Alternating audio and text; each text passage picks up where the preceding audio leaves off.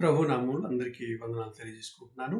ఈ దినము సంఘ ప్రార్థన కొరకై మనము దేవుని వాక్యమును ధ్యానించుకుందాం.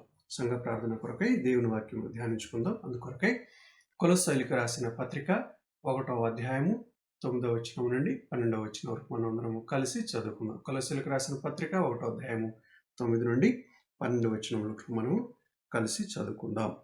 అందుచేత ఈ సంగతి వినిన నాటి నుండి మేమును మీ నిమిత్తం ప్రార్థన చేయటం మానక మీరు సంపూర్ణ జ్ఞానమును ఆత్మ సంబంధమైన వివేకమును గలవారును ఆయన చిత్తమును పూర్ణంగా గ్రహించిన వారిని ప్రతి సత్కార్యములో సఫలలగుచు దేవుని విషయమైన జ్ఞానమందు అభివృద్ధి పొందుచు అన్ని విషయములలో ప్రభువును సంతోషపెట్టినట్లు ఆయనకు తగినట్లుగా నడుచుకునవలెననియు ఆనందముతో కూడిన పూర్ణమైన ఓర్పును దీర్ఘశాంతమును కనుపరచినట్లు ఆయన మహిమ శక్తిని బట్టి సంపూర్ణ బలంతో బలపరచబడవలెననియు తేజోవాసులైన పరిశుద్ధుల స్వాస్థ్యములో పాలివారమగుటకు మనలను పాత్రులనుగా చేసిన తండ్రికి మీరు కృతజ్ఞతాస్తుతులు చెల్లింపవలెననియు దేవుని బతిమాలుచున్నాము. సహాయం నిమిత్తమై చిన్న ప్రార్థన చేసుకుందాం. పరిశుద్ధుడైన మా తండ్రి, ప్రేమగల మా ప్రభువా, చదువుబడిన లేఖన భాగమును ధ్యానించుకోవచ్చున్నాం. ఈ పరిశుద్ధాత్మ అభిషేకమును కోరుకుంటున్నాం. తండ్రి, వినగల చెవులు మాకు దయచేయం, గ్రహించగల హృదయము మాకు అనుగ్రహించు. ఆత్మతో సత్యముతో ప్రభువా, నీ వాక్యపు వెలుగులో మీ యొక్క ఆత్మ సంబంధమైన విషయములను గ్రహించినట్లుగా సహాయం ఇచ్చాం. నీ యొక్క ఉద్దేశములు మా జీవితములో నెరవేర్చబడినట్లుగా, నీ ఉద్దేశమునకు తగినట్లుగా మా జీవితములను మలుచుకొని ఆ విధంగా జీవిస్తూ మిమ్ములను మహిమపరిచినట్లుగా మమ్మల్ని సహాయం చేయమని బలపరచుకొని యేసు నామములో స్తుతించి ప్రార్థిస్తున్నాము తండ్రి, ఆమేన్. చదువుకున్న లేఖన భాగంలో వాస్తవానికి 9, 10, 11 ఈ 3 వచనాలు మాత్రమే మనము ధ్యానించుకోవచ్చు. ఇంగ్లీష్లో 9, 10, 11 ఈ 3 వచనాలే ఉన్నాయి. అయితే తెలుగులో 9 నుండి 12 వరకు కలిసి ఉన్నాయి కాబట్టి మనం 12 వరకు చదువుకోవాల్సిన అవసరం వచ్చింది. వాస్తవానికి మనం ధ్యానించుకునేది 9, 10, 11 వచనాలు మాత్రమే. ఈ 3 వచనాల్లో 3 విషయాలు ఇమిడి ఉన్నాయి. మొదటి 9వ వచనంలో దేవుని చిత్తమును కనుగొనుట గురించి వ్రాయబడింది. అలాగే 10వ వచనంలో ఆయనకు తగినట్లుగా జీవించుట గురించి వ్రాయబడింది. 11వ వచనంలో వచ్చేసరికి దేవుని యొక్క శక్తిని పొందుకొనుట గురించి వ్రాయబడి ఉన్నది. ఈ 3 విషయాలు మనం ధ్యానించుకోవచ్చు. మొదటిది దేవుని చిత్తమును కనుగొనుట, రెండవది ఆయనకు తగినట్లుగా నడుచుకొనుట, మూడవది ఆయన నుండి శక్తిని పొందుకొనుట. ఈ 3 విషయాలు ఒక విశ్వాసి యొక్క అనుదిన జీవితంలో ఈ 3 విషయాలు ఎంతో చాలా ప్రాముఖ్యమైనవి ఉన్నవి. ఎందుకంటే ఒక వ్యక్తి యొక్క జీవితాన్ని మనం గమనిస్తే ఒక సగటు మనిషికి నీరు, ఆహారము ప్రతిదినము ఏ విధంగా అవసరమై ఉన్నవో అదేవిధంగా ఒక విశ్వాసి జీవితానికి కూడా ఈ 3 ఎంతో అవసరమై ఉన్నవి. ఒక విశ్వాసి యొక్క మనుగడకు ఈ 3 విషయాలు చాలా అవసరమై ఉన్నాయి. దేవుని చిత్తము, అలాగే ఆయనకు తగినట్లుగా నడుచుకొనుట, అలాగే దేవుని యొక్క శక్తిని పొందుకొనుట. కాబట్టి ఈ 3 విషయాలు మనము క్షుణ్ణంగా ధ్యానించుకుందాం. మొదటిదిగా చూస్తే దేవుని చిత్తమును కనుగొనుట. ఇక్కడ చదువుకున్న వాక్య భాగంలో ఆయన చిత్తమును పూర్ణముగా గ్రహించిన వారునై, చిత్తమును పూర్ణంగా గ్రహించుట. వాస్తవానికి దేవుని యొక్క చిత్తాన్ని మనం గ్రహించుకోవాల్సిన అవసరం ఉంది. దాని యొక్క ప్రాముఖ్యతని మనం గమనిస్తే దేవుడు మనల్ని తన చిత్తానుసారంగా ఈ భూమి మీద ఉంచాడు. మన ఇష్టాన్ని బట్టి ఈ భూమి మీద మనం రాలేదు, తన చిత్తాన్ని బట్టి మనం ఈ భూమి మీద వచ్చాం. కాబట్టి సృష్టికర్త అయిన దేవుని యొక్క చిత్తములో మనము ఎందు నిమిత్తమై ఇక్కడ ఉన్నామో ఆ విషయాన్ని తెలుసుకొనుట ముందు అది ప్రాముఖ్యమైన విషయం. అది ఎంతో అవసరమై ఉన్నది. ఎందుకు వచ్చామో ఈ భూమి మీద, ఆయన చిత్తం ఏంటో అది మనం తెలుసుకోకపోతే మన జీవితము సార్థకము కాదు. దేవుని యొక్క ఉద్దేశము మన జీవితంలో నెరవేర్చబడదు. కాబట్టి వ్యర్థమైన జీవితాన్ని జీవించిన వారం అవుతాం. అందుకే అలాంటి ప్రమాదములో మనము పడకుండానట్లుగాను మనము దేవుని చిత్తాన్ని ఎరిగి ఉండుట మనకెంతో అవసరమైనది. అది మనకెంతో మేలు, మనకెంతో మంచిది కూడా. అయితే ఈ దేవుని చిత్తమును ఎరిగి ఉండుటలో ఏ విషయాల్లో దేవుని చిత్తమును ఎరిగి ఉండాలి అని గమనిస్తే ఇక్కడ 2 విషయాలు చెప్పబడి ఉంటుంది. ఒకటి సంపూర్ణ జ్ఞానము, రెండవది ఆత్మ సంబంధమైన వివేకము గలవారును. వాటి ఈ దేవుని యొక్క చిత్తములో ఏమేమి కలిగి ఉండాలి? సంపూర్ణ జ్ఞానం కలిగి ఉండాలి. ఇంకొకటి ఆత్మ సంబంధమైన వివేకము కలిగి ఉండాలి. ఇంగ్లీష్లో ఇది ఏమని వ్రాయబడి ఉంటుందంటే ఇన్ ఆల్ విజ్డమ్. రెండవది ఇన్ ఆల్ స్పిరిచువల్ అండర్స్టాండింగ్. ఆత్మ సంబంధమైన గ్రహింపు, ఆత్మ సంబంధమైన జ్ఞానము, సంపూర్ణమైన జ్ఞానము, అలాగే ఆత్మ సంబంధమైన గ్రహింపు, అర్థం చేసుకునే తత్వం ఎక్కడి నుంచి వస్తాయి మనకి? ముందుగా సంపూర్ణ జ్ఞానం అంటే అర్థం ఏంటంటే ఒక వ్యక్తి తన ఆత్మీయ జీవితములో జీవించటానికి పునాది సంబంధమైన సిద్ధాంతములు, అవసరమైన సిద్ధాంతాలు అంటే పునాది సంబంధమైన విషయాలను తెలుసుకుని ఉండుట. ఒక వ్యక్తి, ఒక విశ్వాసి తన అనుదిన జీవితములో తనకు కావలసిన ప్రాథమిక సిద్ధాంతములు, సంపూర్ణ జ్ఞానము అంటే దాని అర్థం అది బేసిక్ ప్రిన్సిపుల్స్ ఆఫ్ లైఫ్. కాబట్టి ఈ యొక్క ఆత్మ సంబంధమైన వివేకము అనేది ఏమిటి అంటే ఈ యొక్క విశ్వాసి యొక్క ఆత్మ సంబంధమైన జీవితం ఏదైతే ఉందో ప్రాథమిక జీవితము, ఆ జీవితమును ఏ విధంగా నడుపుకోవాలి అనేది ఎరిగి ఉండుటయే ఈ యొక్క సంపూర్ణ గ్రహింపు, ఆత్మ సంబంధమైన గ్రహింపు, స్పిరిచువల్ అండర్స్టాండింగ్ అంట దాన్ని. కాబట్టి ఇది ఏ విధంగా మనము మలుచుకోవాలి, ఏ విధంగా జీవితాన్ని నడుపుకోవాలి అనేది అర్థమై ఉండాలి. సో అదే దేవుని యొక్క చిత్తం. అంటే మన అనుదిన జీవితాన్ని దేవునిలో ఏ విధంగా నడుపుకోవాలి, ఏ విధంగా ఆ యొక్క బేసిక్ ప్రిన్సిపుల్స్ ఆఫ్ లైఫ్ ఏవైతే ఉన్నాయో అంటే ప్రాథమిక సూత్రాలకు అనుగుణంగా, విశ్వాస యొక్క ప్రాథమిక సూత్రాలకు అనుగుణంగా ఏ విధంగా మలుచుకొని జీవించాలో అది తెలిసి ఉండటమే ఈ యొక్క వివేకం, ఆత్మ సంబంధమైన వివేకం, స్పిరిచువల్ అండర్స్టాండింగ్ అంటారు. సో ఈ విధంగా దేవుని యొక్క చిత్తాన్ని కనుగొని ఉండుట అది ఎంతో అవసరమై ఉన్నది.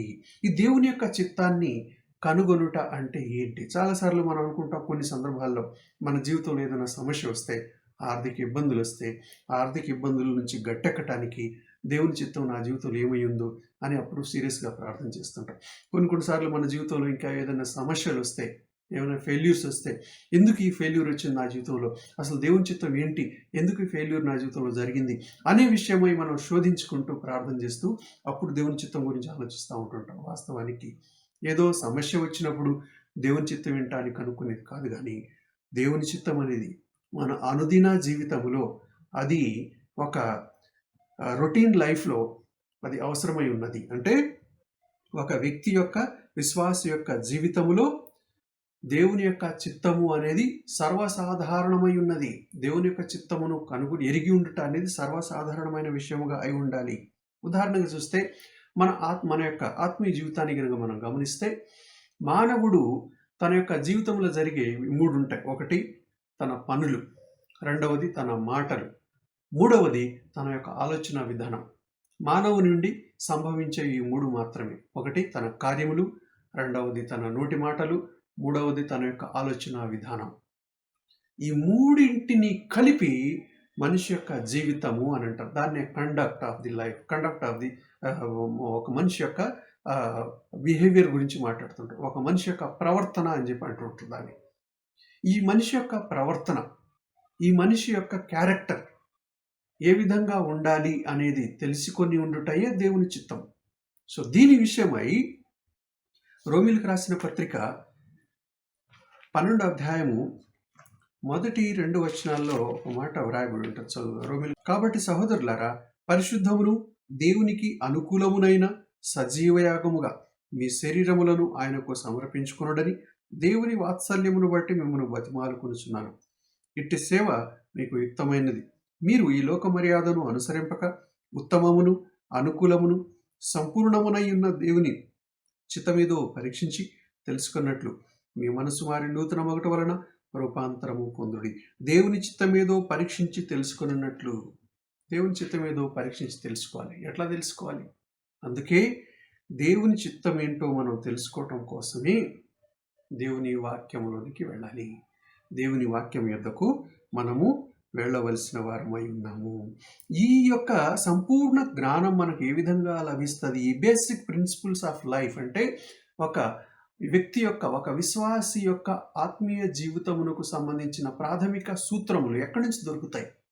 అలాగే ఈ యొక్క ప్రాథమిక సూత్రములకు అనుగుణంగా తన జీవితాన్ని మలుచుకొని ఏ విధంగా జీవించాలి అనే ఈ సంపూర్ణ జ్ఞానము ఎక్కడ లభిస్తుంది అనంటే ఈ విజ్డమ్ అండ్ అండర్స్టాండింగ్ ఈ రెండు కూడా మనం ఎక్కడ పొందుకోగలమంటే దేవుని యొక్క వాక్యము నుండి పొందుకోగలము. అందుకే ప్రతి ఒక్కరూ కూడా మనల్ని హెచ్చరిస్తూ ఉంటుంటారు. దేవుని వాక్యం ఈరోజు చదివావా, దేవుని వాక్యం ధ్యానించావా, ఈరోజు ప్రార్థన చేసుకున్నావా అని ప్రతి ఒక్కరు ఎందుకు హెచ్చరిస్తూ ఉంటుంటారంటే కారణం ఏంటంటే కొన్నిసార్లు అది విని మనం విసుక్కుంటూ ఉంటుంటాం, కోపడుతూ ఉంటుంటాం ఏంటిది అని చెప్పి.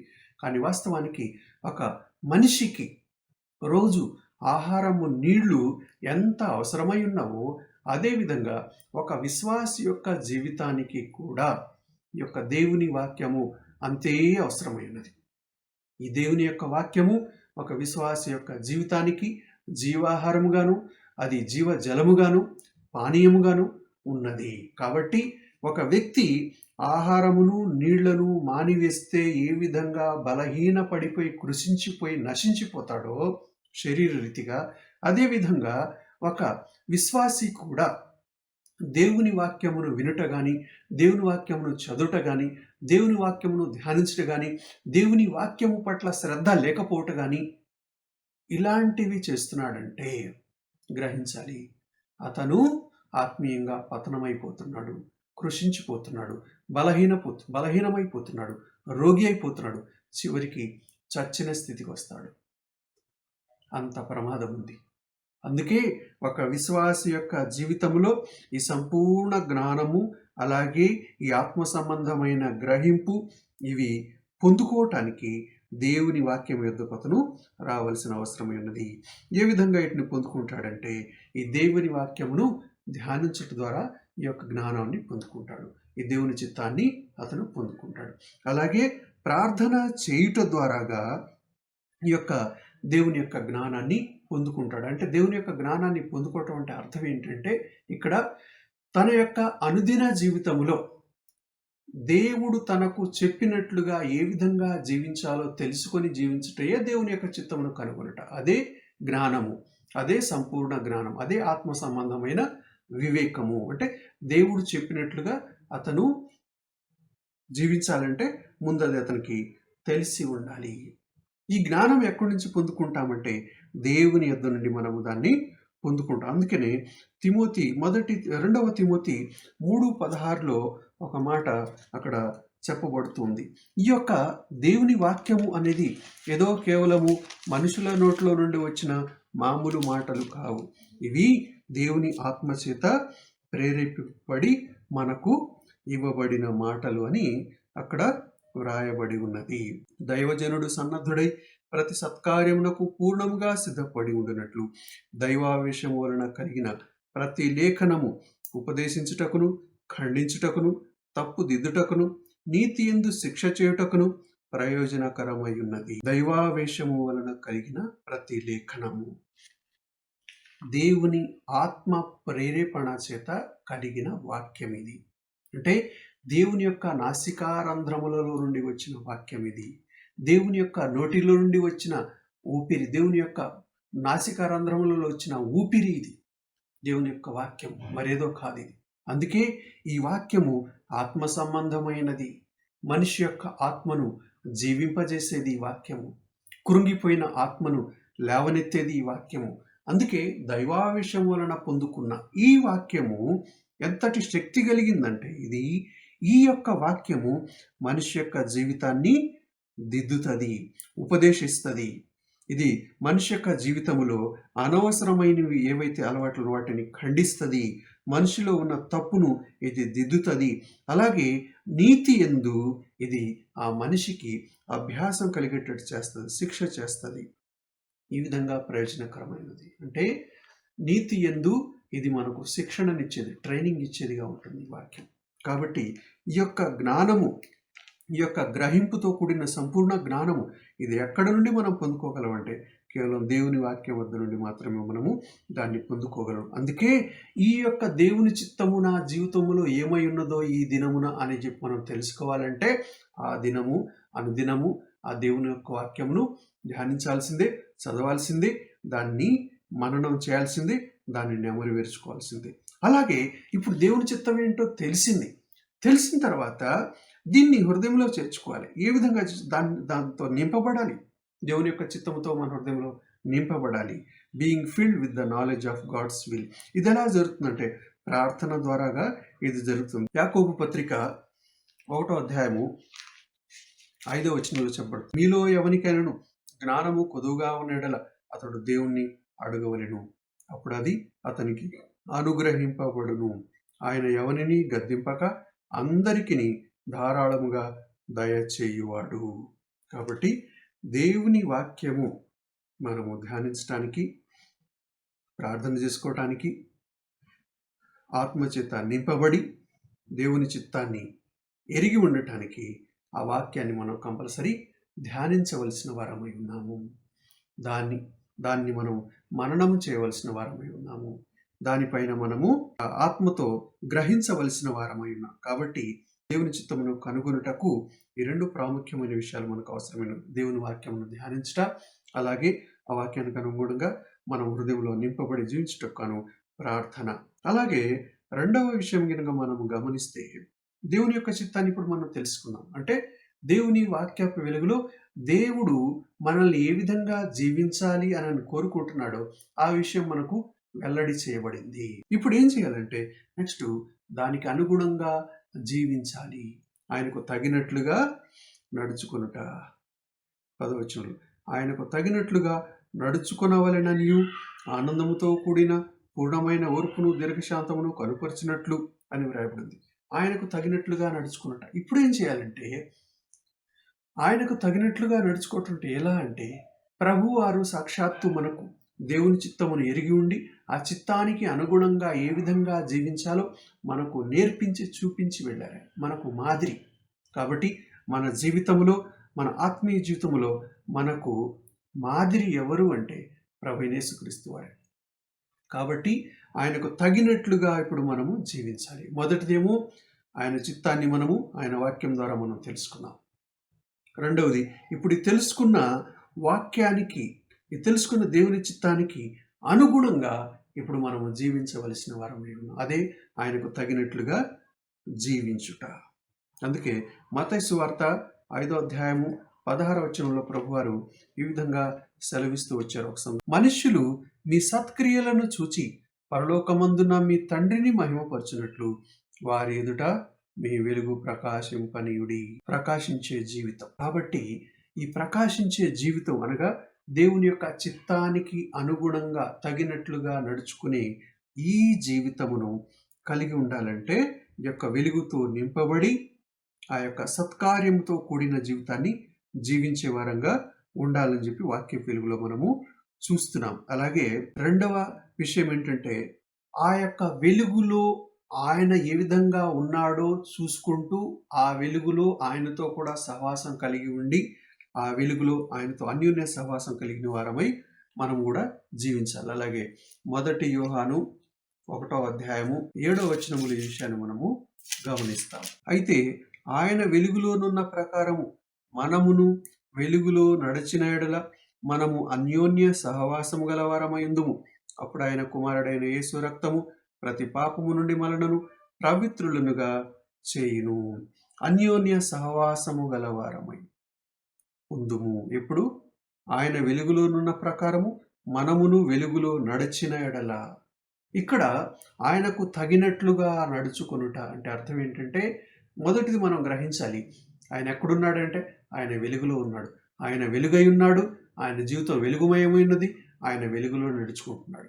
కాబట్టి ఆయనను చూసుకుంటూ మనము కూడా వెలుగులో నడిచిన యెడల అక్కడ జరిగేది ఏంటంటే, ఆయనతో మనము అన్యోన్య సహవాసము కలవారమై జీవిస్తాము అనే విషయాన్ని ఇక్కడ మనము గమనించాలి. కాబట్టి ఆయనకు తగినట్లుగా నడుచుకొనుట అంటే అక్కడ అర్థం ఏంటంటే, మొదటిది సత్కార్యముల విషయంలో మనము ఆయనకు తగినట్లుగా నడుచుకోవాలి. రెండవది ఆయనతో కూడా సహవాసం కలిగి ఆయన వెలుగులో ఉన్న ప్రకారం మనము కూడా వెలుగు మనుషులమై వెలుగుకు సంబంధించిన వాళ్ళంగా మనము జీవించాలి.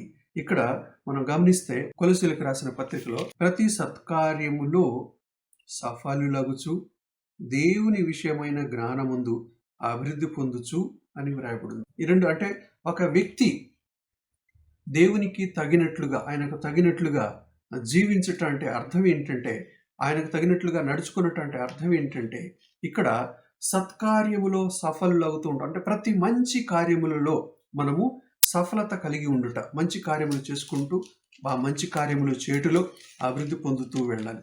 ఈ విషయమై ఎఫెసీయులకు రాసిన పత్రికలో కనుక మనము గమనిస్తే 2వ అధ్యాయము 10వ వచనం, మరియు వాటి యందు మనము నడుచుకునవలెనని దేవుడు ముందుగా సిద్ధపరిచిన సత్క్రియలు చేయుటకై మనము క్రీస్తు యేసునందు సృష్టింపబడిన వారమై ఆయన చేసిన పని అయి ఉన్నాము.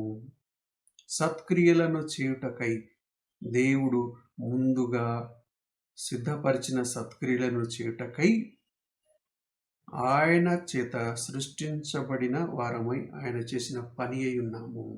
మనం ఎందుకు సృష్టించబడ్డామంటే సత్క్రియలు చేయుటకై సృష్టించబడ్డాము. అనగా దేవుని యొక్క మంచి కార్యములను మన జీవితముల ద్వారా వెల్లడి చేయుటకై మనము ఈ భూమి మీదకు పంపబడి ఉన్నాము.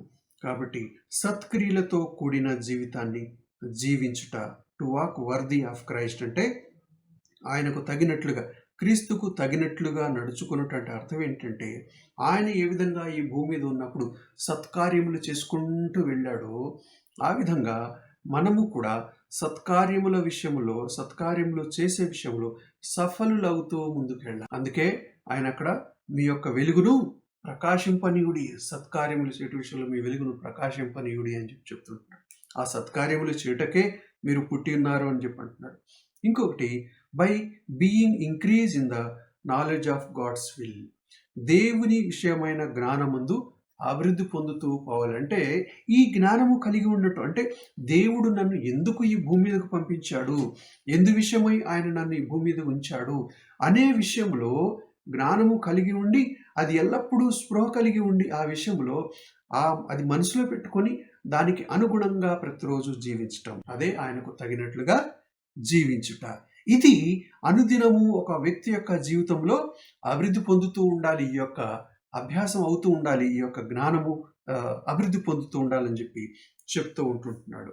కాబట్టి ఇప్పుడు ఇంతవరకు బాగానే ఉంది, అందరికీ తెలిసిన విషయాలు ఇవి. ఎందుకంటే దేవుని చిత్తమును ఎరిగి ఉండుట అనేది ప్రతి ఒక్కరికి తెలుసు. ఏ విధంగా జీవించాలి, దేవుని యొక్క వాక్య వెలుగులో ఒక విశ్వాసి ఏ విధంగా నడుచుకోవాలి, ఏ విధంగా మాట్లాడాలి, ఏ విధంగా తన క్రియలు ఉండాలి, ఏ విధంగా తన ఆలోచన విధానం ఉండాలి, ఇవన్నీ ప్రతి ఒక్కరికి దాదాపు చాలామందికి తెలుసు. ఎవరైనా కొత్తగా దేవుని యొక్క వాక్యమును అసలు ఎన్నడూ కూడా వినని వారైతే తప్ప మిగతా వాళ్ళందరికీ దేవుని వాక్యమును ఎన్నో సంవత్సరాల నుంచి వింటూ ఉన్న వారందరికీ కూడా దేవుని యొక్క చిత్తము తన జీవితంలో ఏమైనదో ప్రతి ఒక్కరికి తెలుసు. అంటే తన కార్యముల విషయంలో, తన నడవడి విషయంలో, తన మాటల విషయంలో, తన ఆలోచన విధానం విషయంలో, అన్ని విషయాల్లో ప్రతి ఒక్కరూ క్షుణ్ణంగా ఎరిగి ఉంటారు దాదాపు. కానీ సమస్య ఏంటంటే దానికి అనుగుణంగా నడుచుకోవటంలో తప్పిపోతున్నారు. దీంట్లో విశ్వాసి అని, సేవకుడని, సీనియర్ గార్డ్ సర్వెంట్ అని, జూనియర్ గార్డ్ సర్వెంట్ అని, వాళ్ళని వీళ్ళని ఏ భేదం లేదు. మనుషులంగా అందరూ ఒకే గ్రూపుకు చెందిన వారము. అన్ని విషయాల్లో అందరూ ఎక్కడో ఒక చోట తప్పిపోతుంటూ ఉంటున్నారు. మరి ఏంటి? నాలెడ్జ్ అందరికీ ఉంది. ఈ హెడ్ నాలెడ్జ్ అనేది తలలో వరకు మాత్రం ఉంది. కానీ అది హృదయంలో పాటించే విషయంలోకి వచ్చేసరికి అక్కడ ఎందుకు తప్పిపోతున్నారు? కారణం ఏంటంటే దానికి ఒక రీజన్ ఉంది. మనం శరీరంలో ఉన్నాం. ఈ యొక్క శరీరము, ఈ యొక్క రక్త మాంసములు మనిషిని తప్పిపోయేటట్టు చేస్తాయి. అయితే ఈ విధంగా తప్పిపోయి ఈ యొక్క శరీరాన్ని, ఈ యొక్క రక్త మాంసములను ఏ విధంగా కంట్రోల్లోకి తీసుకురావాలి? మరి ఏ విధంగా దీన్ని దేవుని చిత్తానికి అనుగుణంగా దీన్ని మలచాలి? అందుకోసమే దేవుని యొక్క శక్తి అవసరం.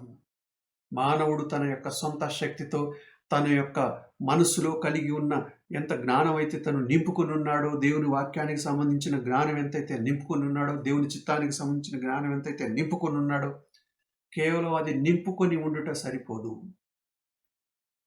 నింపుకొని ఉన్న దానికి అనుగుణంగా జీవించటం కోసము, కార్యరూపములో తన జీవితాన్ని జీవించటం కోసము, దాన్ని నెరవేర్చటం కోసము దేవుని యొక్క శక్తి అవసరమై ఉన్నది. అందుకే ప్రభువారు దేవుడై ఉండి కూడా ఆయన ఎందుకు కంటిన్యూగా ప్రార్థన చేసుకుంటూ వచ్చాడు?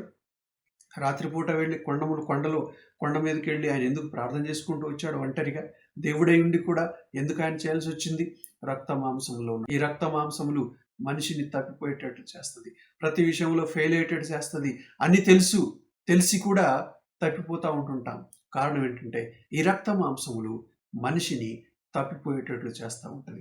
అయితే దీన్ని అధిగమించుటకు గాను దేవుని యొక్క శక్తి అవసరమై ఉన్నది. ఈ రక్త మాంసముల యొక్క చేష్టలను అధిగమించి దేవుని యొక్క చిత్తానుసారమైన వాక్యపు వెలుగులో ఆయనకు తగినట్లుగా నడుచుకునే విషయంలో దేవుని యొక్క శక్తిని పొందుకోవాలి. ఈ దేవుని యొక్క శక్తిని ఏ విధంగా పొందుకోవాలి అని మనం గమనిస్తే, దేవుని యొక్క శక్తిని ఎందుకు పొందుకోవాలంటే, మనము ఆయనకు తగినట్లుగా నడుచుకోవాలి అంటే దేవుని యొక్క శక్తి కావాలి. అప్పుడు మాత్రమే మనము సంపూర్ణులం అవుతాము. అప్పుడు మాత్రమే ఆయన దృష్టిలో మనము సంపూర్ణులుగా ఉంటాము. అప్పుడు మాత్రమే ప్రతి ఈ మరణ సంబంధమైనది, అంటే ఈ యొక్క మరణమును మనము జయిస్తాం. అంటే దాని అర్థం ఏంటంటే, ప్రభువారి శిలువలో ఏదైతే మరణమును జయించాడో దాంట్లో మనం పాలిభాగస్థులం అవుతాం. జయించిన వారం అనే జాబితాలో మనము కూడా నడుచుకుంటూ ఉంటుంటాం. అంటే దాన్ని మనం అభ్యాసం చేయాలి. ఈ యొక్క డెత్ని మనము జయించాలంటే, ఈ యొక్క అసంపూర్ణతను మనం జయించాలి అంటే, అలాగే మన జీవితంలో ఈ యొక్క ప్రతి సందర్భంలో, ప్రతి కష్ట పరిస్థితుల్లో, ప్రతి అననుకూల పరిస్థితిలో అనేక రకమైన సమస్యలను మనం ఎదుర్కొంటూ ఉంటుంటాం. వాటన్నిటిలో ఓర్పును, సహనమును, నిరీక్షణను కలిగి ఉండాలంటే, ఈ నిరీక్షణ, ఓర్పు, ఈ సహనము ఇవన్నీ మనకు ఎక్కడి నుంచి వస్తాయి? అననుకూల పరిస్థితులు ఏ విధంగా దేవునిలో సంతోషంగా ఉండాలి, ఇవన్నీ ఆనిచొస్తాయి మనకి. దేవుని యొద్ద నుండి శక్తిని పొందుకోవడం ద్వారానే ఇవన్నీ వస్తాయి. రోమాపత్రిక 12వ అధ్యాయం 12వ వచనంలో కనుక మనం గమనిస్తే, ఆసక్తి 11-12 ఆసక్తి విషయంలో మాంద్యులు కాక ఆత్మయందు తీవ్రత గలవారై ప్రభువును సేవించుడి, నిరీక్షణ గలవారై సంతోషించుచు, శ్రమ యందు ఓర్పు గలవారై ప్రార్థన యందు పట్టుదల కలిగి ఉండుడి. శ్రమ యందు ఓర్పు, నిరీక్షణ గలవారమై సంతోషించు. ఎక్కడి నుంచి వస్తాయి అన్ని? శ్రమ యందు ఓర్పు ఎక్కడి నుంచి వస్తుంది మనకి? ఈ నిరీక్షణ గలవారమై సంతోషించే ఈ స్థితి అననుకూల పరిస్థితులు ఎక్కడి నుంచి వస్తుంది మనకి? కేవలం దేవుని యొద్ద నుండి శక్తిని పొందుకోవడం ద్వారా మాత్రమే ఇవి సాధ్యము, మరెక్కడా సాధ్యం కాదు. అందుకోసమే ఎరిగి ఉన్న దేవుని చిత్తాన్ని మనము ఆయనకు తగినట్లుగా జీవించటం కోసము దేవుని యొక్క శక్తి అవసరమై ఉన్నది. కాబట్టి ఈ 3 విషయాలు మన అనుదిన జీవితంలో కంపల్సరీ మనం గ్రహించాలి. మొదటిది, దేవుని చిత్తమును ఎరిగి ఉండుటకు గాను దేవుని వాక్యమును ధ్యానించాలి, చదవాలి, ప్రార్థన చేసుకోవాలి. ఆయనకు తగినట్లుగా చిత్తానికి తగినట్లుగా జీవించడం కోసం దేవుని యొక్క శక్తి అవసరం. కేవలము హెడ్ నాలెడ్జి నింపుకుంటే సరిపోదు, కేవలం మైండ్లో అన్ని పెట్టుకుంటే సరిపోదు. దానికి అనుగుణంగా జీవించడానికి కావాల్సింది. ఎందుకంటే ఈ శరీరము, ఈ రక్త మాంసములు దేవుని చిత్తానికి అనుగుణంగా మనం జీవించడానికి ఈ శరీరము సహకరించదు. ఈ శరీరం మనల్ని పక్కకు లాగుతూ ఉంటుంది, లోకాశల వైపు, లోకపు కోరికల వైపు లాగుతూ ఉంటుంటుంది మనల్ని. దాని నుండి మనము దీన్ని కంట్రోల్లో పెట్టి దేవుని యొక్క చెప్పు చేతుల్లో మనం తీసుకురావాలంటే, దేవుని యొక్క కంట్రోల్లో దీన్ని తీసుకురావాలంటే దేవుని యొక్క శక్తి అవసరం. అందుకే ప్రార్థన అవసరము. అందుకే దేవుని యొక్క శక్తిని పొందుకోవడానికి ప్రార్థనలో వీటిని మనం పొందుకుంటాం. కాబట్టి ఈ 3 విషయాలు, దేవుని చిత్తాన్ని ఎరిగి ఉండుట, ఎరిగున్న దేవుని చిత్తానికి అనుగుణంగా నడుచుకున్నట, ఈ దేవుని యొక్క చిత్తానికి అనుగుణంగా నడుచుకున్నట్టుకు గాను దేవుని యొద్ద నుండి శక్తిని పొందుకున్నట. అప్పుడు మాత్రమే దేవుని యొక్క చిత్తము, ఆయన యొక్క ఉద్దేశము మన జీవితంలో సఫలమవుతుంది. అప్పుడు మన జీవితం ద్వారా దేవునికి మహిమ కలుగుతుంది. ఆ విధంగా దేవుని యొక్క సృష్టి యొక్క ఉద్దేశం మన జీవితం ద్వారా సఫలమవుతుంది. ఆ విధంగా దేవుని నామం మన జీవితం ద్వారా ఘనపరచబడుతుంది. కాబట్టి అలాంటి కృప మన జీవితంలో ప్రభు మనకందరికీ మనం బలపరిచి అనుగ్రహించి నడిపించును గాక.